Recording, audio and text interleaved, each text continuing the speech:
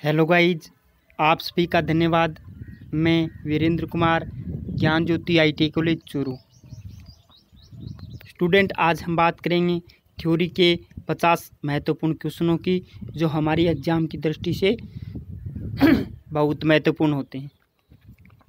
तो गाइज, आज हमारी इस क्वेश्चन सीरीज़ का आज का हमारा पहला क्वेश्चन है, एक सिंक्रोनस मोटर अनिवार्य रूप से वाली मोटर होती है। खालिस्तान दे रखा है, यानी एक सिंक्रोनस मोटर अनिवार्य रूप से खालिस्तान वाली मोटर होती है। ऑप्शन नंबर ए, नियत चाल वाली मोटर होती है। अग्रणी शक्ति गुणांक वाली मोटर होती है। एकक शक्ति गुणांक वाली मोटर होती है। विलंबित शक्ति गुणांक वाली मोटर होती है। भिन्न चाल वाली मोटर होती है।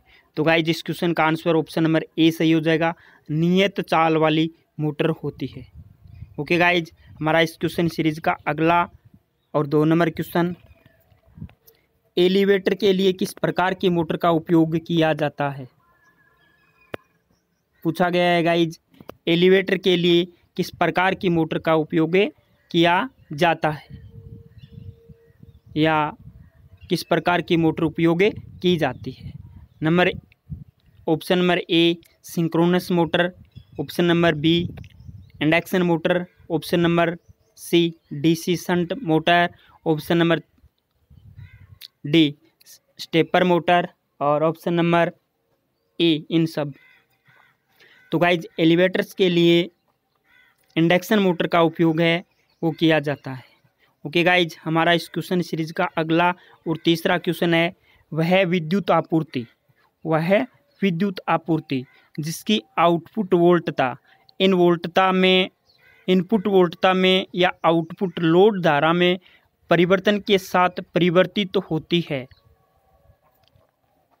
वह विद्युत आपूर्ति जिसकी आउटपुट वोल्टता इनपुट वोल्टता में या आउटपुट लोड धारा में परिवर्तन के साथ परिवर्तित होती है कहलाती है। ऑप्शन नंबर ए, नियमित विद्युत आपूर्ति। ऑप्शन नंबर बी, अनियमित विद्युत आपूर्ति। ऑप्शन नंबर सी, अबाधित विद्युत आपूर्ति। और option number D, switched mode विद्युत आपूर्ति, या इनमें से कोई नहीं। तो गाइस, इस क्वेश्चन का आंसर ऑप्शन नंबर बी सही हो जाएगा, अनियमित विद्युत आपूर्ति। ओके गाइज, हमारा इस क्वेश्चन सीरीज का अगला और नेक्स्ट क्वेश्चन, यदि श्रेणी प्रकार के ओम मीटर की लीड शॉर्ट सर्किट हो तो मीटर रीडिंग में होगी, यानी मीटर है वो किस प्रकार की रीडिंग देगा। ऑप्शन नंबर ए, अनंत। ऑप्शन नंबर बी, शून्य। ऑप्शन नंबर सी, निम्न मान। ऑप्शन नंबर डी, उच्च मान, या अत्यंत उच्च मान। तो गाइज, हमारा इस क्वेश्चन सीरीज का आंसर हो जाएगा बी, यदि श्रेणी प्रकार के ओमीटर के लीड शॉर्ट सर्किट हो तो मीटर रीडिंग शून्य में होगी, यानी मीटर है वो शून्य रीडिंग देगा, कोई मान नहीं दर्शाएगा। ओके गाइज, हमारा इस क्वेश्चन सीरीज का अगला और नेक्स्ट क्वेश्चन नंबर 5, खालिस्तान मापने के लिए ऑप्टिकल पायरोमीटर उपयोग किया जाता है। सीधी सी बात यह है गाइज कि ऑप्टिकल पायरोमीटर उपयोग किया जाता है क्या करने के लिए, प्रकाश तीव्रता मापने के लिए, निम्न तापमान मापने के लिए, उच्च तापमान मापने के लिए, पवन की चाल यानी वायु की चाल मापने के लिए, या आर्द्रता मापने के लिए। तो गाइज, हमारे इस क्वेश्चन का आंसर हो जाएगा ऑप्शन नंबर सी, उच्च तापमान मापने के लिए ऑप्टिकल पायरोमीटर का उपयोग किया जाता है। ओके गाइज, हमारा इस क्वेश्चन सीरीज का अगला और नेक्स्ट क्वेश्चन नंबर 6, यदि एक लोड पर वोल्टता में गिरावट करनी हो तो रेजिस्टर श्रेणी में स्थित होना चाहिए, समांतर में स्थित होना चाहिए, श्रेणी समांतर में स्थित होना चाहिए, अनियत में स्थित होना चाहिए, या इनमें से कोई नहीं। यदि एक लोड पर वोल्टता में गिरावट करनी हो तो रेजिस्टर यानी प्रतिरोधक श्रेणी में स्थित होना चाहिए। गाइज इस क्वेश्चन का आंसर है ऑप्शन नंबर ए सही हो जाएगा, श्रेणी में स्थित होना चाहिए। ओके गाइज, हमारा इस क्वेश्चन सीरीज का अगला और नेक्स्ट क्वेश्चन, द्विवैद्युतिक सामग्रियों के ध्रुवीकरण के परिणाम स्वरूप खालिस्तान होता है। द्विवैद्युतिक सामग्रियों के ध्रुवीकरण के परिणाम स्वरूप होता है।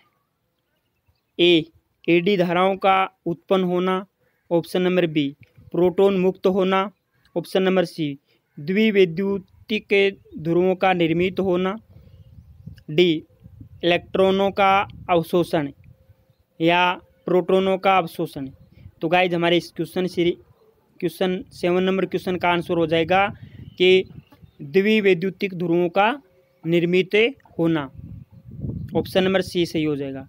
ओके गाइज, हमारा अगला और नेक्स्ट क्वेश्चन, एक समविभव पृष्ठ पर सभी बिंदु, एक समविभव पृष्ठ पर सभी बिंदु शून्य विभव पर होते हैं, विभिन्न विभव पर होते हैं, समान विभव पर होते हैं, अनिश्चित विभव पर होते हैं या इनमें से कोई नहीं। तो गाइज हमारा इस क्वेश्चन 8 नंबर क्वेश्चन का आंसर हो जाएगा समान विभव पर होते हैं।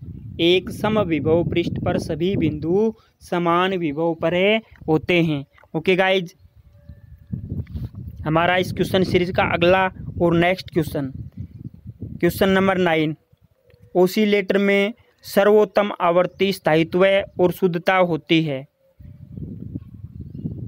टिकलर फीडबैक ओसिलेटर में, क्रिस्टल नियंत्रित ओसिलेटर में, कोलपिट्स ओसिलेटर में, हार्टले ओसिलेटर में, हार्मोनिक एक। तो guys crystal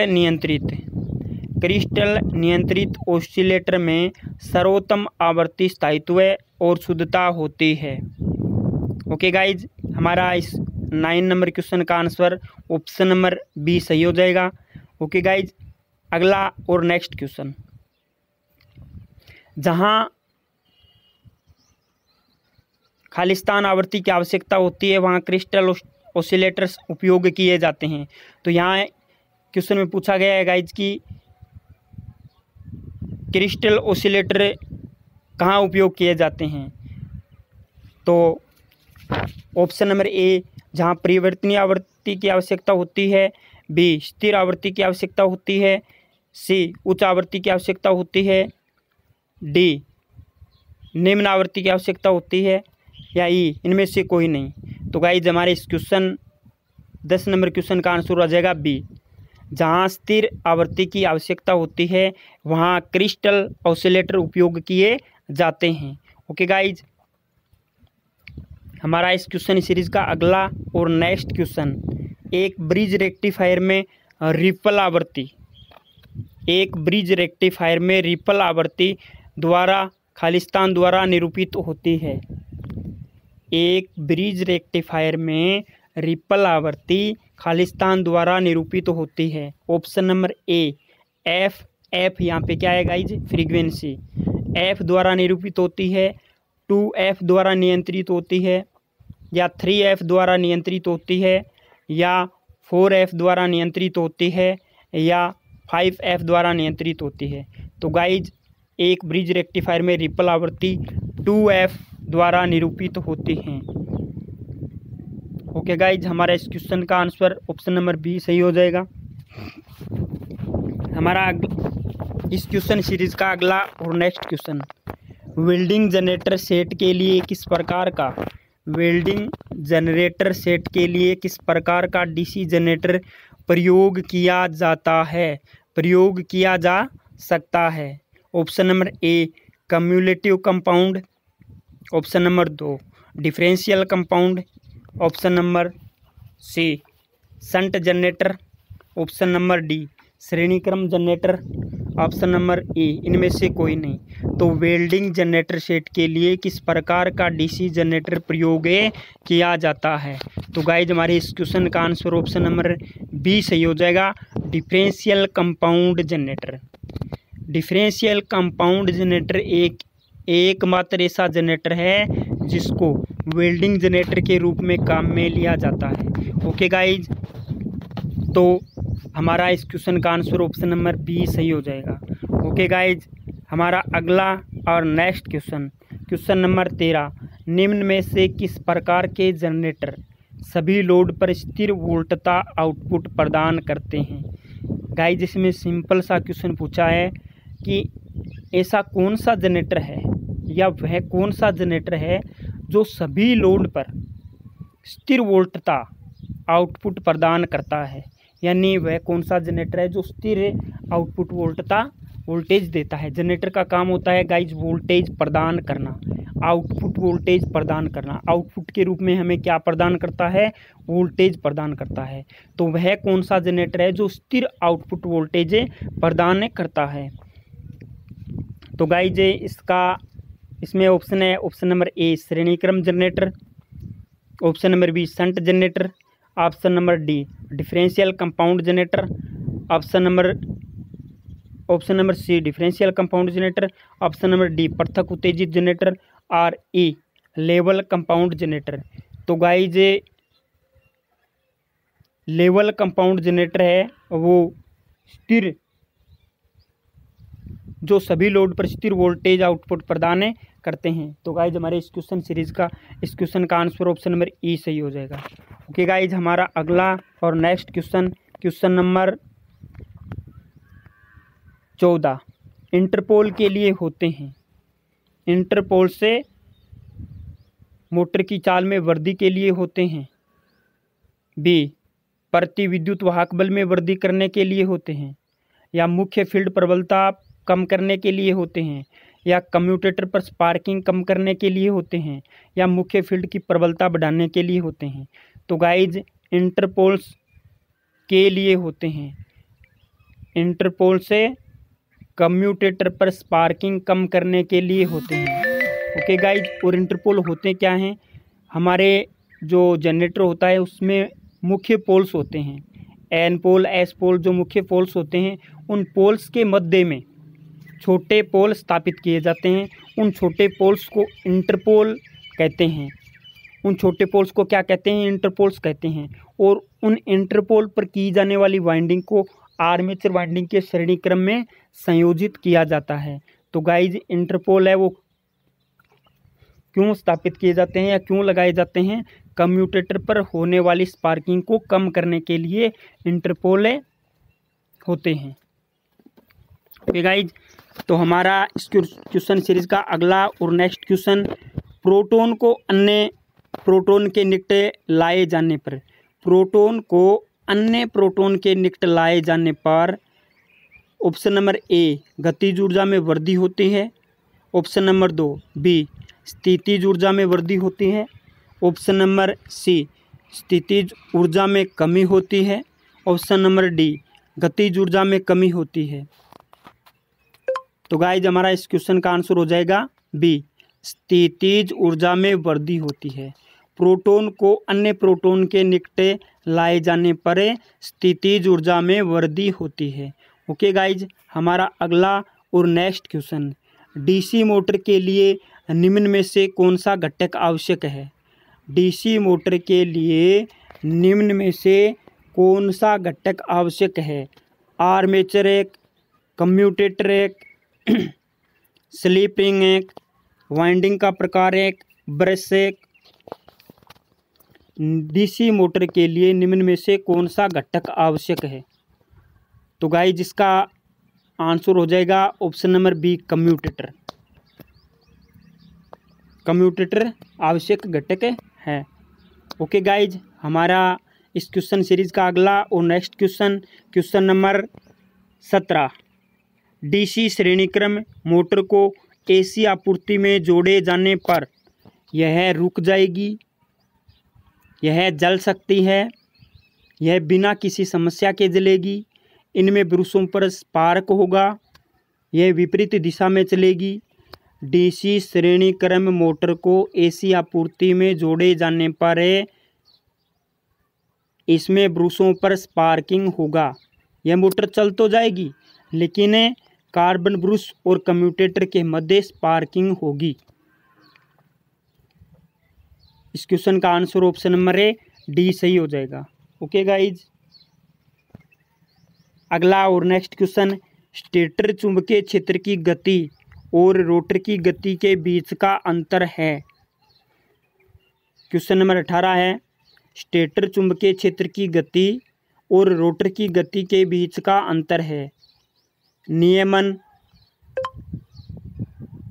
backless, slip, lag या हेड।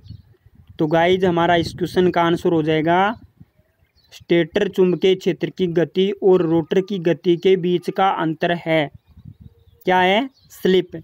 ऑप्शन नंबर सी सही हो जाएगा। ओके गाइज, हमारा इस क्वेश्चन सीरीज का अगला और next question, double cage induction motor में क्या बताया, डबल केज इंडक्शन मोटर में 2 रोटर केज में होते हैं, स्टार में, डेल्टा में, समानांतर में, श्रेणी क्रम में, विकिरण में। गाइज अगर आपको डबल केज रोटर के बारे में पढ़ना है तो आप मेरे पर्सनल व्हाट्सएप नंबर पे कमेंट करके बता देना। मैं आपको सिंगल केज और डबल केज रोटर के बारे में बताऊंगा, जिस मोटर को सिंगल फेज की स्क्वेरल केज इंडक्शन मोटर में काम में लिए जाते हैं। और उनमें ये जो डबल केज रोटर है, डबल केज इंडक्शन मोटर में 2 रोटर केज समांतर में होते हैं। क्या होते हैं, समांतर में। तो गाइज हमारे इस क्वेश्चन का आंसर है सी सही हो जाएगा। किस में होते हैं, समानांतर में होते हैं। ओके गाइज, अगला और next question, question number 20, induction motor में एयर गैप का समय बढ़ाने का प्रभाव।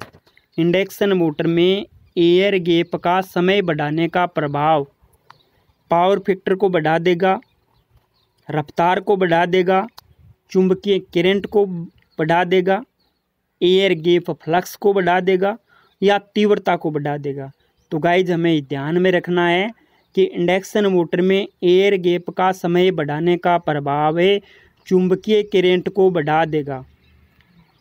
किसको बढ़ा देगा, चुंबकीय करंट को बढ़ा देगा। तो गाइज हमारा इस क्वेश्चन सीरीज का 20 नंबर क्वेश्चन का आंसर हो जाएगा सी, चुंबकीय करंट को बढ़ा देगा।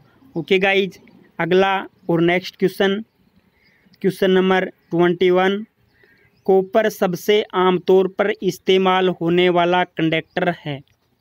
कंडक्टर किसको बोलते हैं, चालक को। चालक के क्या होता है, जिसमें धारा का प्रवाह आसानी से हो जाता है। तो कॉपर सबसे आमतौर पर इस्तेमाल होने वाला कंडक्टर है क्योंकि इसमें उच्च चालकता होती है, इसमें फाइन वायर बनाया जा सकता है। फाइन वायर का मतलब है गाइज कि बिल्कुल ही पतले से पतला वायर बनाया जा सकता है। यह सिल्वर से सस्ता होता है, इसमें क्षरण के प्रति उच्च प्रतिरोध होता है।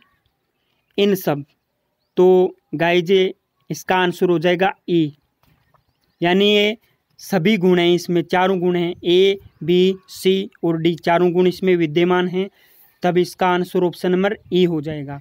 ओके गाइज, कॉपर सबसे आमतौर पर इस्तेमाल होने वाला कंडक्टर है क्योंकि इसमें उच्च चालकता होती है, इसमें फाइन वायर बनाया जा सकता है, इससे फाइन वायर बनाया जा सकता है, यह सिल्वर से सस्ता होता है और इसमें क्षरण के प्रति उच्च प्रतिरोध होता है। ओके गाइज, तो हमारा अगला और नेक्स्ट क्वेश्चन, क्वेश्चन नंबर 22, पूरी तरह से चार्ज लेड एसिड बैटरी का टर्मिनल वोल्टेज है। कितना होता है गाइज, पूर्ण चार्ज लेड एसिड बैटरी का एक मेरे पास द्वितीयक सेल है, द्वितीयक सेल को बोलते हैं द्वितीयक सेल। जो लेड एसिड सेल आता है वो द्वितीयक सेलों के अंतर्गत आता है। तो इसमें पूछा गया है कि पूर्ण चार्ज लेड एसिड सेल का टर्मिनल वोल्टेज कितना होता है। तो गाइज वो होता है 2.2 वोल्ट। कितना होता है? 2.2 वोल्ट।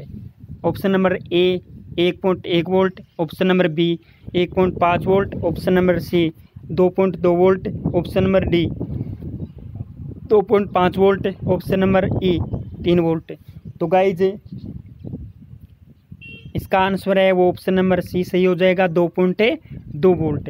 ओके गाइज, हमारा अगला और नेक्स्ट क्वेश्चन नंबर 23। गाइज हम इस क्वेश्चन सीरीज में 35 क्वेश्चन ही सोल्व करेंगे, क्योंकि अगर मैं 50 क्वेश्चनों को सोल्व करूँगा तो वीडियो थोड़ा बड़ा हो जाएगा, लंबा हो जाएगा, जिससे क्या है कि बहुत सारे व्यक्ति ज़्यादा बड़े वीडियो को एक साथ नहीं देख पाते हैं और वो आधा वीडियो ही देख के छोड़ देते हैं। तो मैं इसके 35 क्वेश्चन के बाद में जो आगे जो क्वेश्चन बचते हैं इस क्वेश्चन सीरीज़ के, वो मैं अगले वीडियो में लेके आऊँगा। तो गाइज हम इस क्वेश्चन सीरीज में टोटल 35 क्वेश्चन कवर करेंगे। तो आज इस क्वेश्चन सीरीज़ का 23 नंबर का क्वेश्चन है, एक लेड एसिड बैटरी में की वजह से सल्फेशन होता है।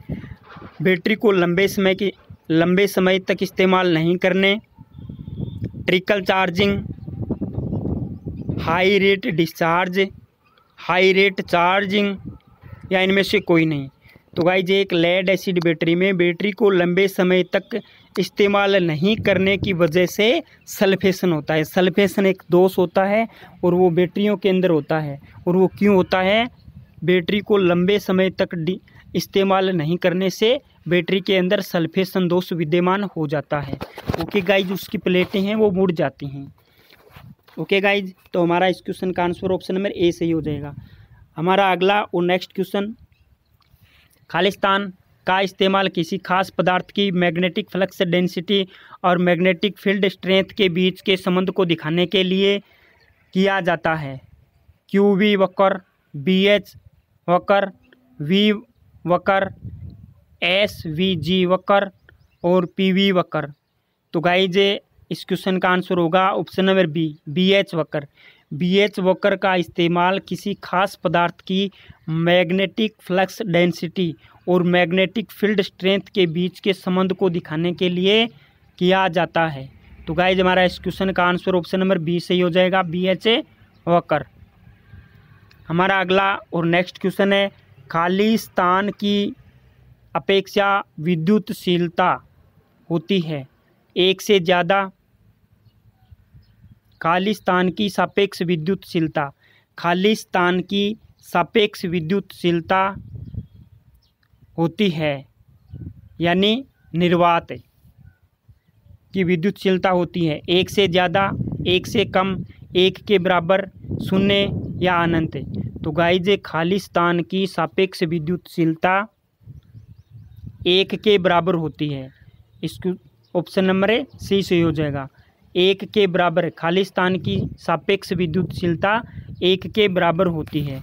ओके गाइज, हमारा अगला और नेक्स्ट क्वेश्चन, तारों के समूह से बनाए गए एकल कंडक्टर को, तारों के समूह से बनाए गए एकल कंडक्टर को सॉलिड कंडक्टर कहा जाता है, स्टैंडर्ड कंडक्टर कहा जाता है, VR कंडक्टर कहा जाता है, गुड कंडक्टर कहा जाता है, इनमें से कोई नहीं।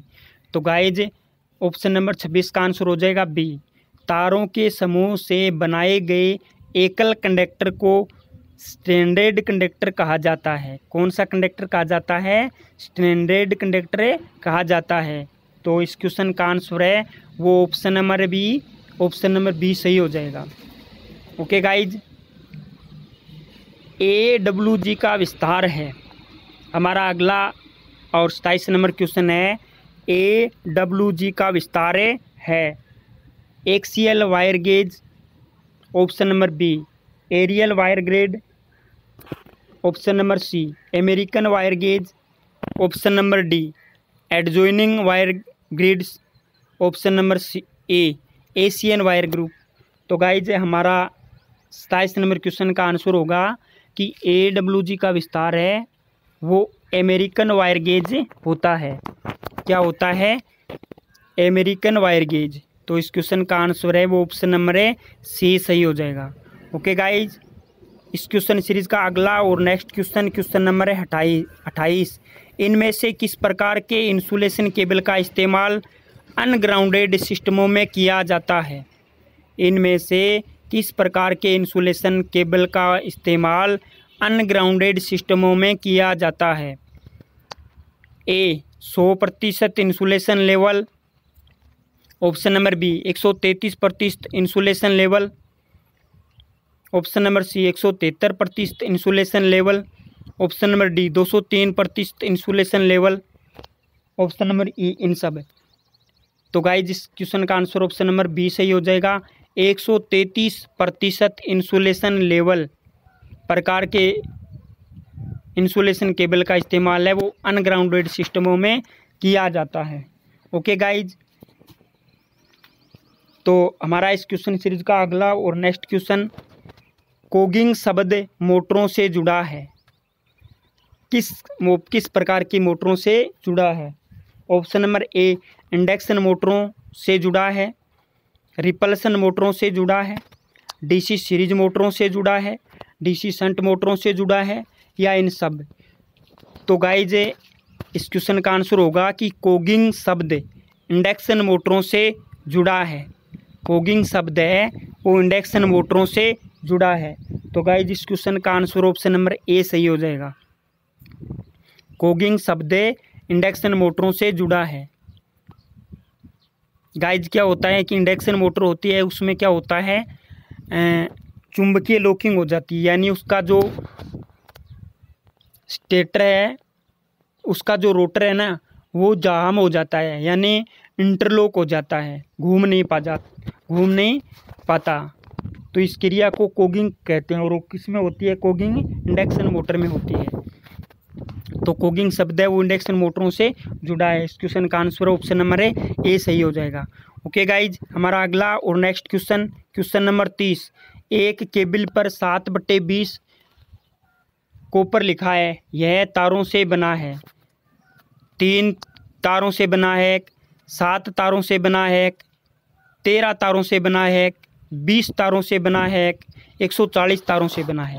एक केबल पर 7/20 कॉपर लिखा है तो यह 7 तारों से बना है। गाइज 7/20 का मतलब है 20 SWG के 7 तार। 20 SWG के 7 तार। कितने तार? 7 तार। तो गाइज इस क्वेश्चन का आंसर है वो हो जाएगा ऑप्शन नंबर है बी 20 SWG के 7 तार।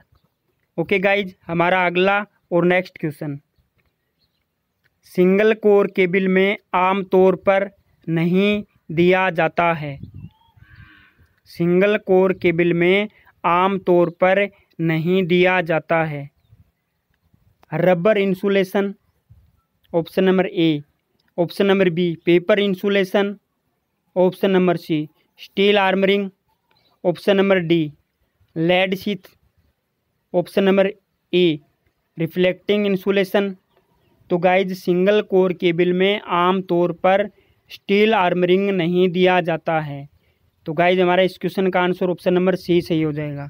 ओके गाइज, अगला और नेक्स्ट क्वेश्चन लग एक ऐसा डिवाइस है जिसका इस्तेमाल तार की लंबाई बढ़ाने के लिए किया जाता है, जोड़ से शोल्डर को हटाने के लिए किया जाता है, केबल को जोड़ने या हटाने के लिए किया जाता है, तारों को काटने के लिए किया जाता है, इनमें से कोई नहीं। लग एक ऐसा डिवाइस है जिसका इस्तेमाल केबल को जोड़ने या हटाने के लिए किया जाता है। तो गाइज हमारे इस क्वेश्चन का आंसर ऑप्शन नंबर है सी सही हो जाएगा। केबल को जोड़ने व हटाने के लिए किया जाता है। ओके गाइज, हमारा इस क्वेश्चन सीरीज का अगला और नेक्स्ट क्वेश्चन अत्यधिक करंट के प्रवाह को नियंत्रित करने के लिए मूल सुरक्षा उपकरण है। अत्यधिक करंट के प्रवाह को नियंत्रित करने के लिए मूल सुरक्षा उपकरण है फ्यूज एक, सर्किट ब्रेकर एक, आइसोलेटर एक, कनेक्टर एक, प्रोटेक्टर। तो गाइज इस 33 नंबर क्वेश्चन का आंसर हो जाएगा ऑप्शन नंबर ए। अत्यधिक करंट के प्रवाह को नियंत्रित करने के लिए मूल सुरक्षा उपकरण है फ्यूज। ऑप्शन नंबर ए सही हो जाएगा। ओके गाइज, हमारा अगला और नेक्स्ट क्वेश्चन, सोल्डरिंग से पहले किसी केबल के जोड़ को साफ करने के लिए इनमें से कौन सी चीज़ का इस्तेमाल किया जाता है? फाइल काक, पानी काक, केरोसिन ऑयल काक, चाकू काक, सैंड पेपर का। तो guys option number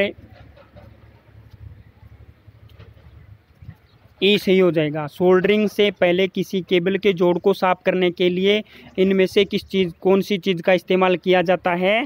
send paper का। ओके गाइज, हमारा इस क्वेश्चन सीरीज का अगला नेक्स्ट और last question, question number 35। 60% tin और 40% लेड सोल्डर का गलनांक है। 40% टिन और 60% टिन और 40% लेड सोल्डर का गलनांक है।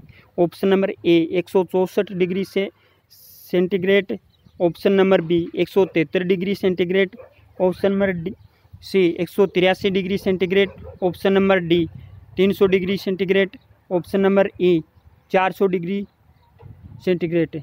तो गाइज इस क्वेश्चन का आंसर हो जाएगा option number C 183 degree centigrade. 183 degree centigrade. 35 number question का आंसर हो जाएगा 60% टिन और 40% लेड सोल्डर का गलनांक 183 डिग्री सेंटीग्रेड होता है। ओके गाइज, आज के लिए इतना ही। थैंक यू आप सभी का एक बार फिर से धन्यवाद। और किसी प्रकार के टॉपिक के बारे में आपको पढ़ना है तो आप मेरे को कमेंट करके मेरे पर्सनल व्हाट्सएप नंबर पे पूछ सकते हैं। मैं आपको बिल्कुल उस टॉपिक के बारे में स्टडी करवाऊँगा। धन्यवाद आप सभी का, धन्यवाद। Thank you.